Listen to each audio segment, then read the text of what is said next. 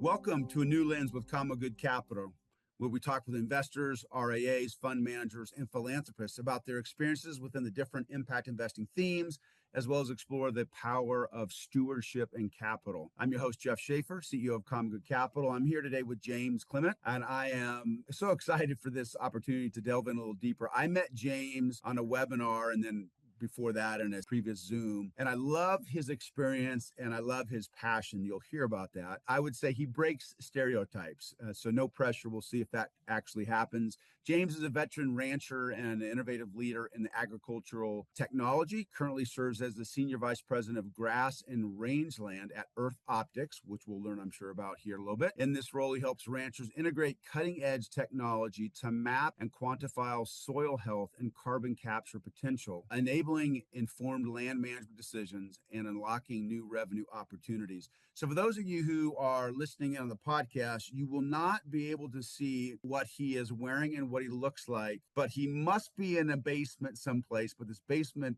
or a barn that's all wood. He's got some saddles and stuff around him. You are talking to a rancher, which I love. Do you normally have a cowboy hat on and you just took it off for this? I try to take it off when I go indoors. Cowboy code. Well, thanks so much for joining us. Purposely, I didn't read a bunch of your bio because I want you to kind of articulate. So let's start off with this. Tell us where you grew up, and in that context, where you went to school, and then a little bit about your career.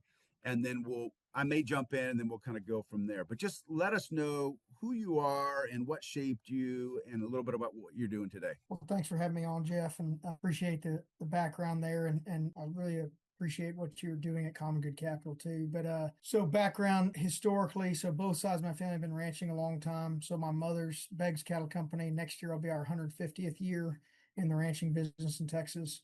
And then my dad's family's King Ranch, which is headquartered in Texas, but in a few other places in this country, California and Florida, and then throughout Texas. And we're almost our 175th year. And then also run a personal operation that I took over almost 15 years ago, since 1967. So all that background to say, I grew up in South Texas, but then my dad, he worked for King Ranch for 41 years. He got moved to Dallas. And so most of my childhood was in Dallas, getting out to the ranches as often as possible. Went away to school, played lacrosse, a little school in Baltimore called Goucher College. And again, always working in ranches. And then during college too, was doing some other internships. Right after college, worked in Australia and Florida and Texas on some other ranches and big cattle stations down there. And then joined the Marine Corps, enlisted in the reserves first, and went back to work at King Ranch full time, and then went back to become an officer. So just, during your 20s, people jump around.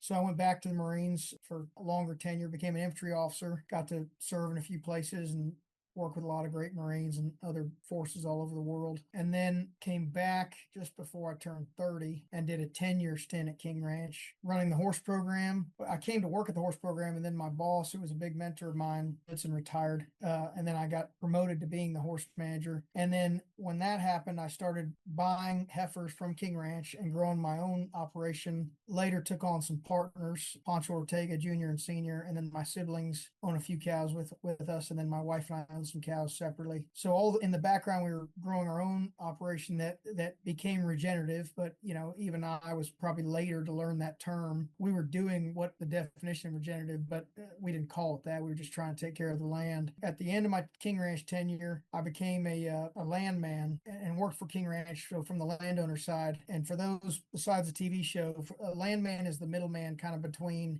anybody that wants to enter a ranch for any project that doesn't have to do with kind of wildlife and livestock, basically. So fence lines, power lines, pipelines, renewables, oil and gas, carbon projects. And so when I was there, and I'll just bring us all the way up to today, Exxon funded a study with a group called B Carbon out of Houston, Rice University, Baker Institute, a guy named Jim Blackburn, who's a great guy. He's an environmental lawyer, but I think he calls himself a common sense environmental lawyer, where he's trying to find the best answer that satisfies the common good, both, from a cash flow side and for the land stewardship. And, we take all day talking about mentors, but I'll point them out as they come up. And then Lars Dierud, the CEO of EarthOptics, was on the job doing the sampling work. At the same time, I was trying to start selling carbon credits from our operation, because we satisfy the needs for additionality and permanence, et cetera. And so it all kind of came together.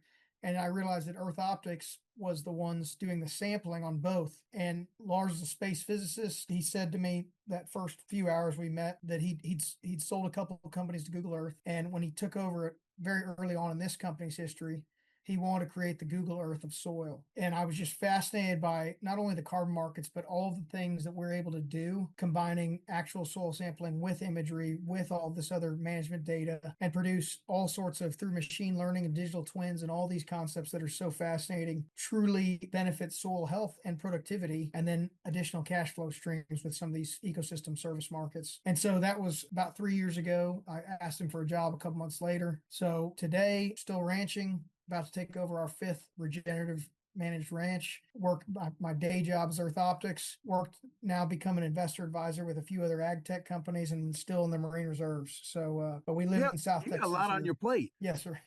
My wife has told me to get better at saying no, and I will eventually. Okay, so I've got just a few popcorn questions here that probably shouldn't take long, but just in the context of what you just shared. Number one, a rancher to me, I grew up in the state of Oregon, and I don't want the statement to come out wrong, but I don't think of a rancher as somebody who is thinking about regenerative farming, regenerative ranch land. That's kind of one comment. And the second comment is, what is regenerative ranch land? What does that mean? And how did all this impact you to do what you're doing today? So ranchers are the original stewards. The issue is ranching is a tough line of work. And so often the best things in terms of making money on a ranch are very often the worst things for the ranch. All sorts of opportunities could come on there and not be the best thing for the land. I'll just be very vague in that comment, so I don't weigh into that. And then also over farming, overgrazing, all these things to say, well, how do I make more money this year rather than how do I look at a 10-year plan or a 30-year plan of how to make the place better? And this will come to when we talk about, I guess, stewardship and other things later. But, so what is the definition? Regenerative is the third or fourth or fifth or 20th term. Holistic, stewardship, sustainable. Regenerative is kind of the current one. And they all mean something differently depending on who is saying them. But what they all allude to is every year, are you making the place better than it was before? Maybe even every day. But are you improving the natural resources? Are you improving the healthier animals? What are you doing to make the place better? And so to make that more tangible is when we took over this ranch in this personal place at 13, it had gone through, kind of a typical ranching operation for a long time, well run, beautiful ranch. But we went through the heavy drought of 11, 12, and 13 in South Texas. Well, it hit a lot of places, but it was bad in South Texas. So we destocked completely. And then we started. So at the end of 13, I bought that first set of heifers and started growing it back. And luckily, because that ranch was bought originally, fenced pretty heavily.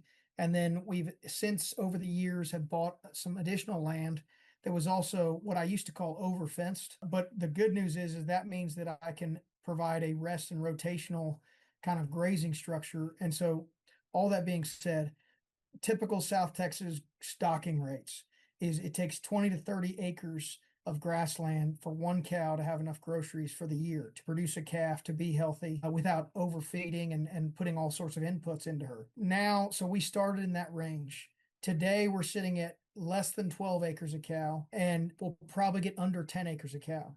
So I have more cows than I've ever had. So some people say, well, are you overgrazing? Well, no, because of the way we rest and rotate and move the cows around, because of we've been very deliberate about where we put water into places where you can spread that out. We now have more quail, which quail is a great test in South Texas of, are you doing the right thing with your cattle? Because they can live very much in concert when managed correctly, because quail like to have room to roam around, and they have, they're small birds. So you can't just leave the grass to get, grow high and be old and dead. The cows need to graze it, stomp it, put their fertilizer onto it. And so the quail have their pathways and they have their bunch grass and their different kind of species out there where they can hide and lay their eggs and that kind of thing. We've started monitoring these things every year. It's like we add another layer of what we're monitoring. We've removed invasive brush species. We've added the amount of quail per acre. Now the rain has been better the last few years, so it'll be a better justification when the rains, when we're stretched on rain again. Our deer are growing. Our water is cleaner. We have more grass, not less, even though we have more cows.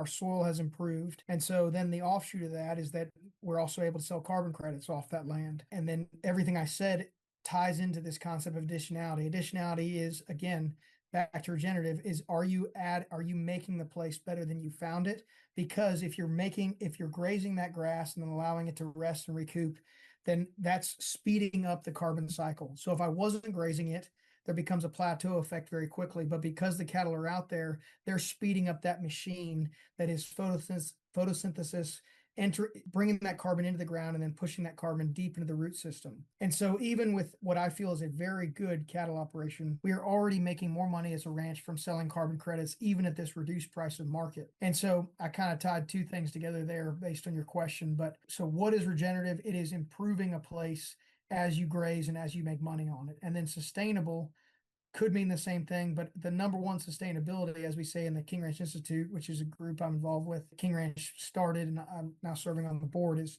the number one sustainability factor in land has got to be economic sustainability, because you could do all the good things in the world, but if you're just burning money through the place, that is not sustainable, no matter how much money you have to just float that. And so we are seeing that goes hand in hand with good stewardship. So another quick question, King's Ranch, is that the name that I see on Ford F-150s? Yes, sir. My great grandfather was Captain Richard King. We don't know if that's his real name because he left home in New York when he was 12 years old, jumped on a ship, became a riverboat captain eventually in Florida, and then made his way to South Texas. And then prior to the Civil War, he started buying land. And then post Civil War, he started making a lot of money. He sent over 1 million head of cattle up the trail from 1865 to 1875 and just kept growing the land asset too. And when he started buying land, everybody thought he was an idiot because amongst other drought cycles, we have about a 50-year extreme drought period in South Texas. So 1850, 1900, 1950s, and then the drought we just came out of not too long ago.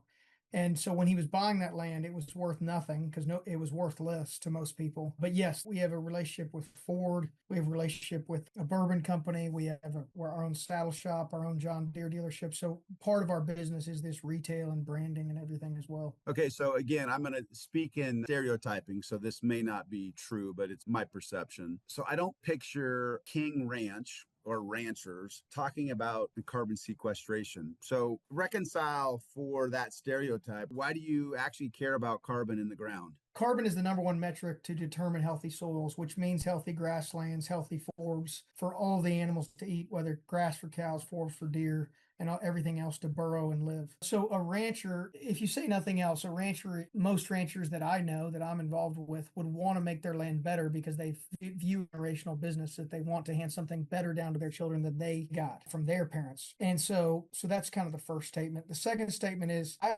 believe that a lot of these markets, because it doesn't fit the stereotype like you're saying, the people that also don't align with that stereotype have promoted this aspect. So people in the financial sector, people that would be honestly kind of more tree huggers, right? And tree huggers and ranchers have more in common than they ever give each other credit for, but they just naturally don't usually run in the same circles. So a lot of ranchers also say, like, I don't want you to think that you have to pay me for something that I can do better. I feel like I'm already doing a good enough job. And that's a reaction by a bunch of farmers and ranchers, is like, look, I'm trying to feed the American people, and as every year Texas loses 1,023 acres a day to development.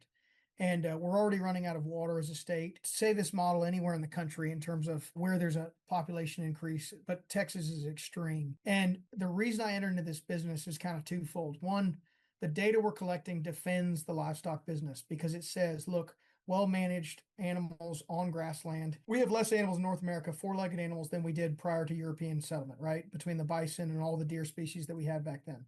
So I remove methane from the equation because methane was much higher levels prior to European expansion into this country. People don't like to draw that conclusion, but that's a fact. Secondly, is that, again, well-managed lands, they are already doing all these things. And the way we've sold this concept is, hey, if you if you do this differently, if you're better at this.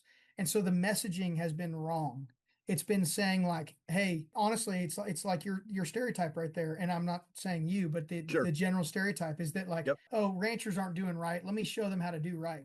And it's like, as ranchers are holding on to the few acres and the fewer and fewer acres that are available to grow food in this country, they view themselves and farmers as well serving a bigger purpose, meaning I'm trying to feed a nation that is putting more and more stress for me to grow more and more nutrients, proteins, etc., on fewer and fewer acres. Productivity alone, being able to live up to the American consumer's needs, is more important than a carbon credit or than any kind of service market. So, and then here's the other thing I'll say is that natural resources have been sold, whether that's wildlife leases, whether that's water being sold to communities or sold to, for drilling or something like that, like for frack water.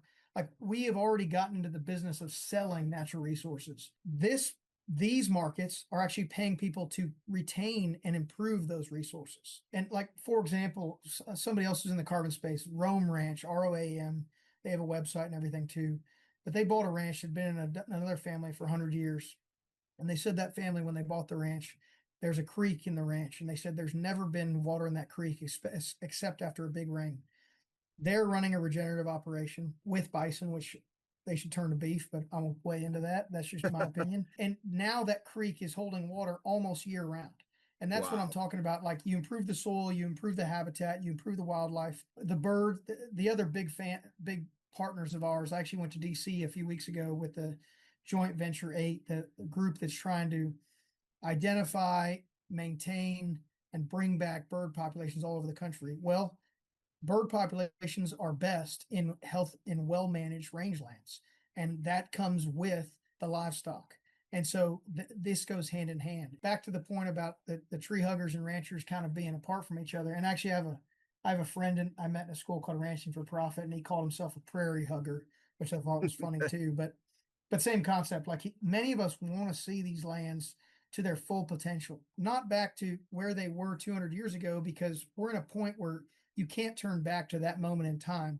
But how can you improve? And by the way, like, even in South Texas 200 years ago, there was no wildlife because there was no invasive brush species that had come up from Mexico that brought the cover for the wildlife, or there was very little wildlife, I'll say. Now you've got a balance of, as if I'm a farmer rancher, like, I'm looking at not only my cattle and whatever I'm farming, but this agritourism, all the wildlife, whether that's photographic or consumptive, and all the opportunities there. So it pays a landowner more money to take care of their resources because of all the things that they can do because of that. Well, to me, this is where I get excited about regenerative ranchland, farmland, is because the truth is starting to come out around the economics. And so you get the economics that are probably going to lead the way for most people, and then the other benefits follow. Whereas I think historically, people have been trying to lead with the environmental side of things, and that didn't seem to work. But now, when you can prove out mathematically how it's better, and then you see, oh my gosh, the environment is so much healthier. Have you seen the documentary Roots So Deep? There's a few out there that I have not seen, but I'm aware of the content. And let me make a point on what you just said. You're right. The environmental angle has not worked alone to save these lands, to protect these ecosystems. Capitalism will do so. And so allowing these markets to develop and increase, and soil carbon credits alone in 2.5 years of me paying a lot of attention to them, have gone from about $16 a ton to in the mid 30s a ton, and they're ever increasing. And there's a very near future where carbon, water credits, maybe even credits on biodiversity, biology, nutrients, could be making more money than anything else, any commodity that you can produce from that land. Stewardship will now pay you more than any productivity you can possibly maintain on that operation. And that is what's going to get people to truly pay attention and to shrink that ever increasing destruction of these ecosystems. Is like that. That's how you stop it, with putting money in the pockets of these people. They're looking at real estate. They're looking at highways. They're looking at high-speed trains. They're looking at all these renewables projects and oil and gas projects. Like, if you want to protect these lands, you've got to make incentives for people to pay them to be good stewards. And that's why I'm so excited about these markets and why I'm in this space. Okay, to that point, this is a philosophical and a practical question. What would you say if your kids were to ask, how are you trying to change the world? And I don't care if it's in a small sense or a big sense, but what are you about? What are you trying to fight for? What do you believe in? The Marine Corps teaches you to be part of something much bigger than yourself. That's like probably the simplest lesson, to serve something bigger than yourself, I guess. And we're very lucky. We've got 400 years of ranching history behind us, and very few, I've got families on both sides, but only some of us are combined on with both of these operations. And so to be able to serve these ranches and these lands, this is something much bigger than any impact I as an individual could ever make if I could be a part of something much bigger. As I've taken this jaunt into these, again, ranching on my own and doing these other things with these great companies that I work with, I think it feeds that need because ag tech, climate tech, like it is actually there. We are solving real problems. There's also a whole nother subject about the morale of the rancher and farmer. We have done everything to make those jobs not fun. And like, look, somebody will take less pay or make less money as long as they love what they're doing. And we have cowboys, ranchers, farmers, with all the things that we have to do with cattle or commodities today to grow them the right way. We have, again, and so I love being in this ag tech space that can make those jobs easier so they can make these people passionate about their day-to-day lives. And so I guess to answer your question, it's being part of these organizations much bigger than me and trying to do my part to carry on their traditions, whether that's Marine Corps or these ranches, but then also trying to solve problems. Because that's the other thing too. People in agriculture are very similar in the fact that we often get very focused on something that is the 6-inch problem right in front of your face. And we pass on everything that could make our whole lives better, easier, and more profitable. And so if I could help bring those things into the equation to make people get this longer term view, I think that's a pretty good way to change the world. Again, this is not me as an individual. This is me working with really great teams on all sides. Well, actually, to that point, in Roots So Deep, and I'm assuming there are other documentaries out there just for our listeners, I would highly recommend it. There's 4 series to it. Even if you just watch the first and the fourth, you'll get the idea. But you essentially have a professor out of, I think it's Arizona State University, if I'm not mistaken, and it's over a 5-year time period. And they basically are looking at ranchers, side-by-side ranchers. One is doing it regenerative, the other is not. And you actually see, I mean, it's just amazing. You see some of the struggle that traditional ranch land imposes. So, for example, it's just not as profitable. But then you also realize they don't talk and they're not sharing ideas. And then some, but human nature, I know what I'm doing and whatnot. So what you're doing is highly impactful and it's amazing. A lot of it is just retooling people to, hey, here's a different way, another way to do it. You're trying to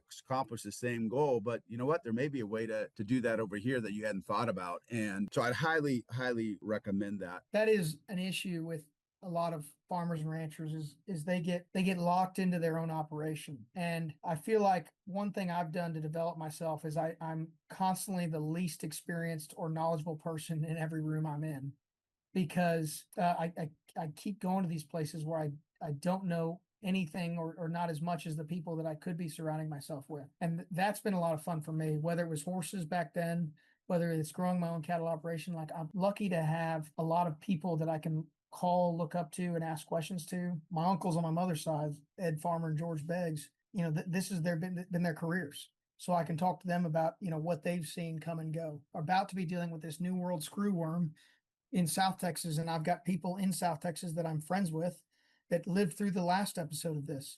And so I've seen that as a gap where people don't ask questions and aren't keeping their eyes open. And I try to force myself to always be somebody that is doing that. But you got to swallow your pride and realize that, hey, a lot of people know more than me about a lot of subjects.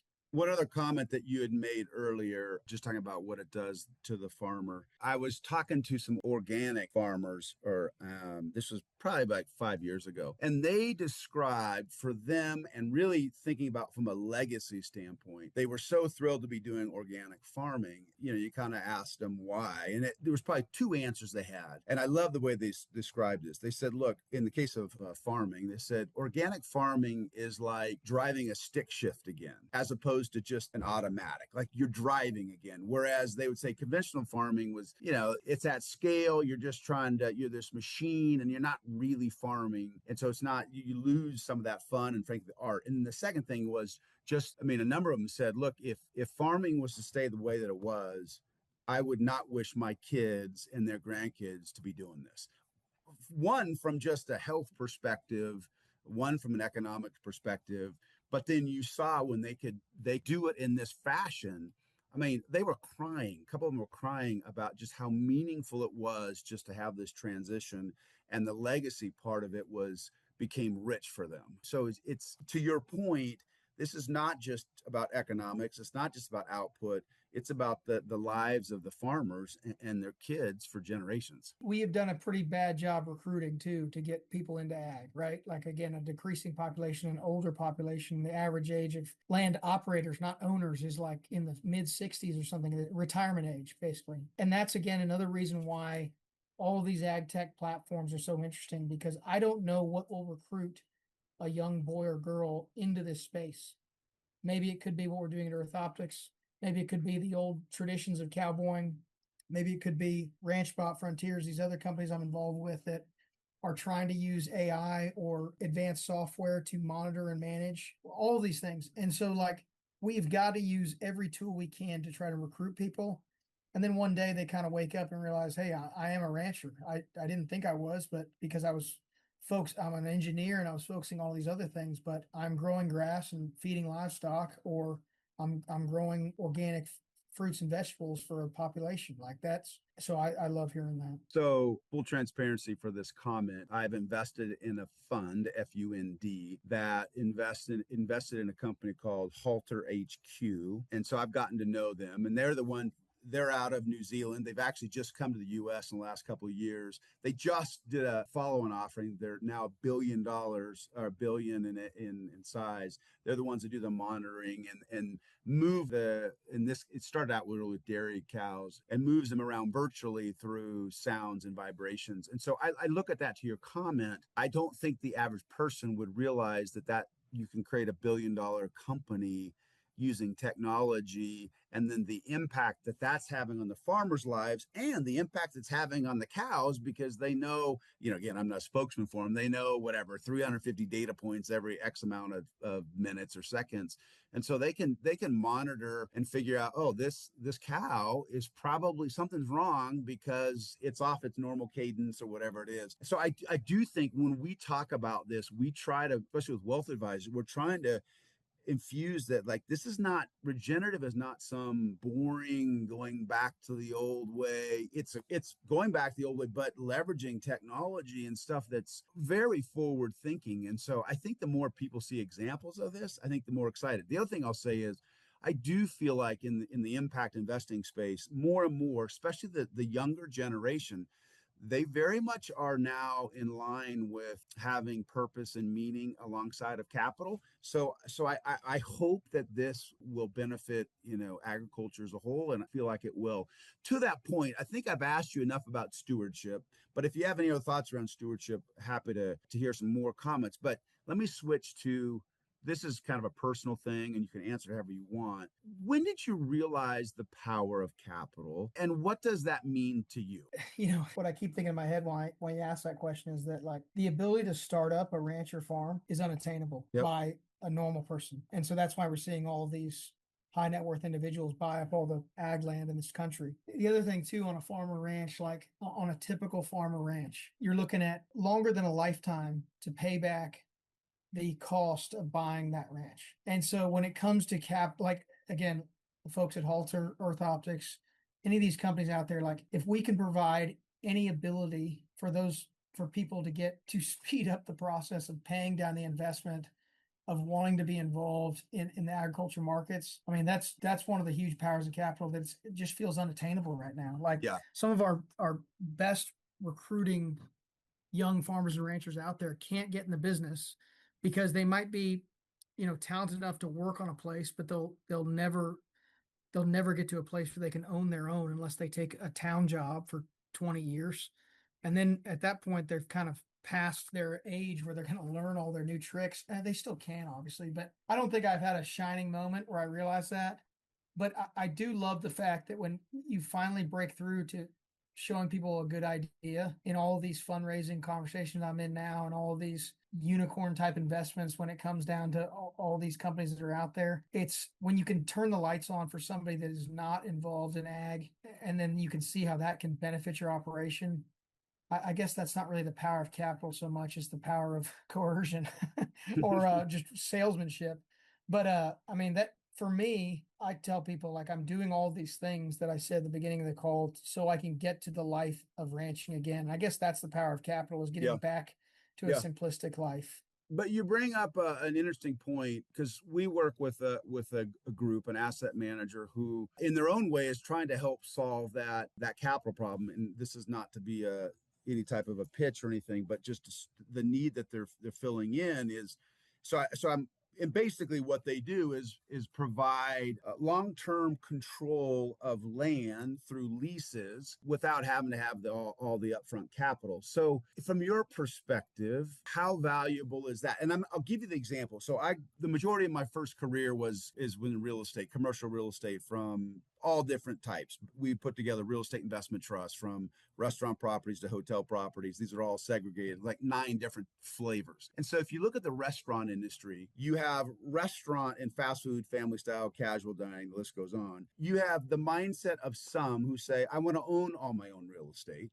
And then you have the mindset of others that say, I don't really want to own any of it. Just let me control it through leases and I'm fine. From a rancher's perspective, how do you view that? Do you have to own it? Can you control it through a lease? Just any thoughts on that? So my wife and I own a little place here that we live on.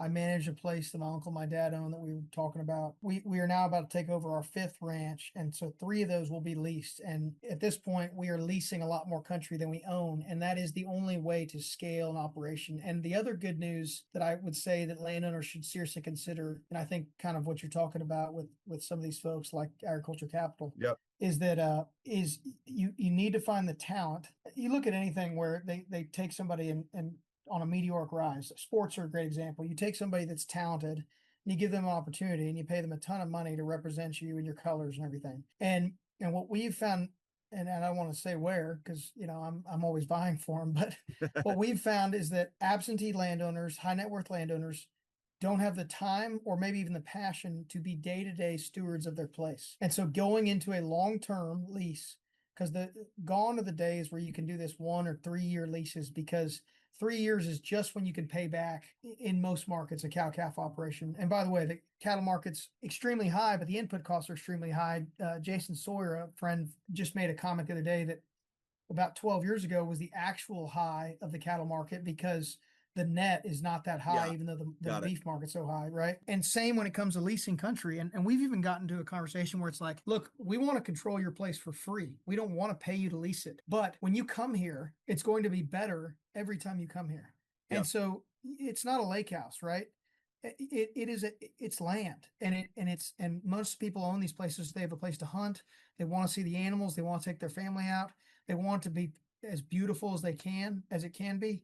And so like getting into these arrangements where you find talented people that have the energy to take on these long-term leases, I think that is the most scalable opportunity right now for ranchers, because buying land is off the table. But you're getting to a point where, I mean, again, in probably 5 years, I can get to where ranching is my profession. It is not all of these other things, because we can continue to scale this on the side and make all the land that we work on better than we found it too. One of the interesting things, and then I'll get to my last question, is, so if I go back to my restaurant days, we had a portfolio of 2,500 restaurant properties and all long-term triple net lease structures. As the landlord, you'd own these things. The tenant needed that spot in order to sell their burgers or whatever it is. But they weren't really incentivized. I mean, at one level, they're incentivized to keep it looking nice. But what's interesting to me about ranch land or farmland is especially if the farmer gets it, as well as the landlord, what the farmer does on the land equally, I don't know if it's equally, you can challenge this if you want, not only benefits them, but it also benefits the value of the land long term for the landholder. So it's really a wonderful marriage that, if you both on the same page, it really can be a win-win. Am I thinking about it right? 100%. I mean, you look at Texas land on a 50-year trend, and it's almost better than the S&P in terms of just like a well-managed S&P account. And so like, again, every moment it becomes more attainable to own it. But to your point, if I'm looking at 2 ranches to buy and one has been stewarded with a high regard for the land, that's absolutely going to provide more value. And so if that land is ever sold, or again, if the absentee landowner ceases to care about the daily opportunities on the place too. Well, now you can go farm out the wildlife opportunity or other Yeah. enterprises on the place. Nobody wants to visit your place. And there's now a whole business of Airbnb type opportunities Yeah. for visiting these ranches, right? And nobody wants to go to a place that has nothing moving, no beauty, no good water. They want to go to those places that have natural beauty. Natural beauty takes work. Like we screwed up the balance when we started expanding into this country years ago, hundreds of years ago. And so you can't just leave it alone and let it maintain. If you leave land alone, then it becomes invaded with invasive grass and brush species that are usually not what is best for the native populations of any animals. And then your water maybe goes dry, your banks don't keep on your creeks, and something's going to find that and exploit it. And so, like, you must manage the land to make it better and to keep it beautiful. And so that's the balance that I think good stewards, good ranchers provide on an operation, whether they own or lease it. All right, last question. And this is a hard question. You can make it hard or make it easy. If you could have one dream come true or two in your lifetime, what would it be? And if it's helpful to take off your family out of this equation, I'll do that for you, because obviously, generally, that's people's first thing. So maybe non-family, is there a dream or two for you that you go, yeah, I'd love to see this come true? Professionally, that news that you mentioned about Halter, I mean, it's Yep. huge. I wish, I'm sitting out there trying to talk to people not in ag tech about the opportunities in ag tech. And I see it as a service to our country, right? I'm food security in this country, right? I wish that would be taken seriously now. And I wish money was poured into it where we could make mistakes more quickly. Companies could rise and fall more quickly because, we have a lot of good ideas out there, but I don't like seeing these really good opportunities fade away just because perhaps they don't have the person that's the development person there that can sell the concept well enough. This carbon credit market, it took 30 years. I've talked to people that were trying this in the early 90s, and every major financial crash or world event just put this on the back burner. I mean, just putting a higher focus, and I'm catering this, I think, to your audience, I guess, in the dream scenario, is that, like, to take a harder look at these opportunities because it is really changing the agriculture landscape. And this country is, our founding fathers were all in ag, right? Like the American cowboy is the symbol of this country, and the American farmer is as well. And it's like, how do we put a higher emphasis on them and strengthen them more quickly?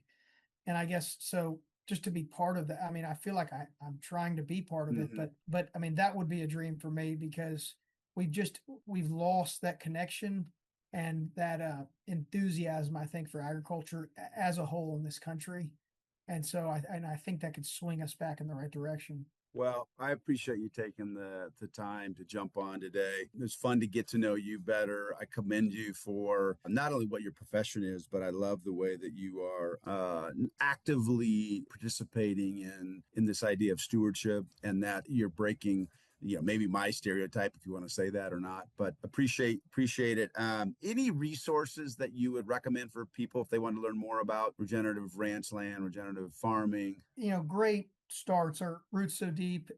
Even though I haven't seen it, I apologize for not seeing it, but Sure. that is a great, initial exposure. Understanding Ag is a great online resource. Ranching for Profit, King Ranch Institute for Ranch Management. I mean, I could name Noble Research, but then also on the video side, the Common Ground, the sequel. Those two movies are fabulous too.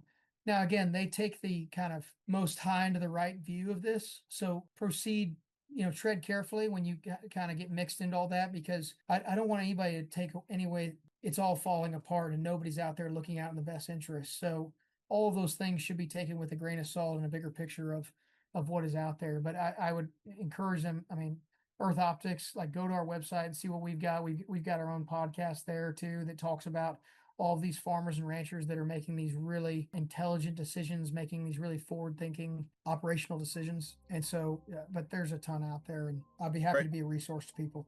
Okay, wonderful. Well, don't forget to subscribe to A New Lens with CommonGood Capital on your podcast app of choice. Rate and review us on iTunes, Google Play, and Spotify. This will help new investors find the show and hopefully put them on a path to a more fulfilling portfolio within the impact investing space. Until next time, I'm Jeff Shafer.